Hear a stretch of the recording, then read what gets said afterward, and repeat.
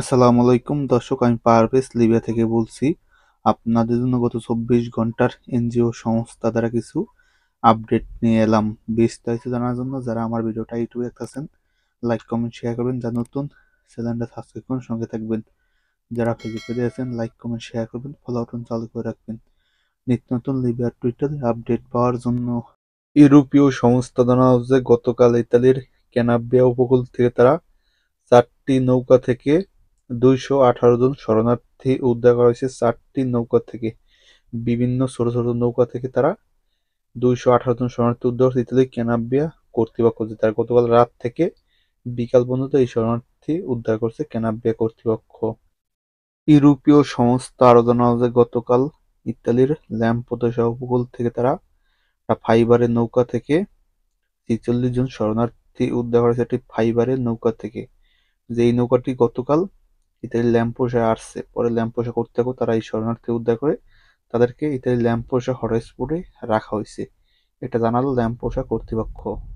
ইউরোপীয় সংস্থা জানালো আবারও লিবিয়া থেকে ছেড়ে আসা 25 জন শরণার্থী ভূমধ্যসাগরে বিপদে আছে।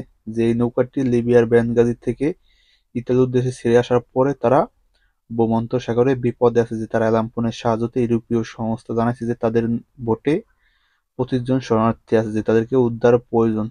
ইউরোপীয় সংস্থা তারা আশপাশে যেই জাহাজ আছে তাদেরকে সতর্ক করছে যে এই শরণার্থী উদ্ধার করে ভালো একটা স্থানে নেওয়ার জন্য, না উদ্ধার করলে যে কোনো একটা সমস্যা হয়ে যেতে পারে, এটা জানালো ইউরোপীয় সংস্থা। এটা আপনাদের দেশে বলি যে গত 2 দিন আগে আমি এটা আপডেট দিয়েছিলাম যে লিবিয়া থেকে ছেড়ে যাওয়া 125 জন শরণার্থী ভূমধ্যসাগরে বিপদ আছে। যে এই 125 জন শরণার্থীকে লিবিয়ার কোস্টগার্ড আটক করে তারা লিবিয়ায় ফেরত নিয়ে আসা হয়েছে। যে গতকাল আমি কোনো ভিডিও বানাইনি, তার জন্য এই আপডেটটা আপনাদের দিতে পারি নাই। এটা আপনাদের সাথে বলি যে যেই 25 জন এখন বর্তমানে ভূমধ্যসাগরে বিপদ আছে, এখন ধারণা করা আছে যে লিবিয়ার কোস্টগার্ড যে কোনো টাইমে তাদেরকে আটক করে লিবিয়ায় ফেরত নিয়ে আসতে পারে। এটা বলা যায় না। এখন যদি ইউরোপীয় সংস্থা জাহাজে যদি তাদেরকে উদ্ধার করা হয় তাহলে ভালো হবে, আর যদি লিবিয়ার কোস্টগার্ড আটক করে এটা অনেক সমস্যা হবে যে এই লোকগুলা পরে তাদেরকে লিবিয়ায় ফেরত নিয়ে আসা হবে।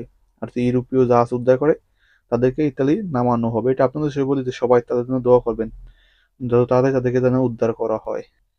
ইউরোপীয় সংস্থা জানাও যে উদ্ধারকারী সংস্থা জাহাজ জিউ ব্রাঞ্চ তারা গতকাল ইতালির বন্দর ছেড়ে তারা ভূমধ্যসাগরের উদ্দেশ্যে রওনা দিছে শরণার্থী উদ্ধার করার জন্য। যে তারা লিবিয়া থেকে তিউনিসিয়া থেকে যে শরণার্থী আসবে সে শরণার্থী উদ্ধার করার জন্য তারা উদ্ধার এলাকার উদ্দেশ্যে রওনা দিছে উদ্ধারকারী সংস্থা জাহাজ জিউ ব্রাঞ্চ। এটাই ছিল আজকে গত 24 ঘন্টার এনজিও সংস্থা দ্বারা আপডেট। যারা কষ্ট করে ভিডিও দেখছেন, ভিডিও সবাই লাইক কমেন্ট শেয়ার করবেন, অনেকে জানার জন্য ভিডিওটা বেশি বেশি শেয়ার করবেন। সবাই ভালো থাকবেন। আসসালামু আলাইকুম, দেখা হবে পরের ভিডিওতে।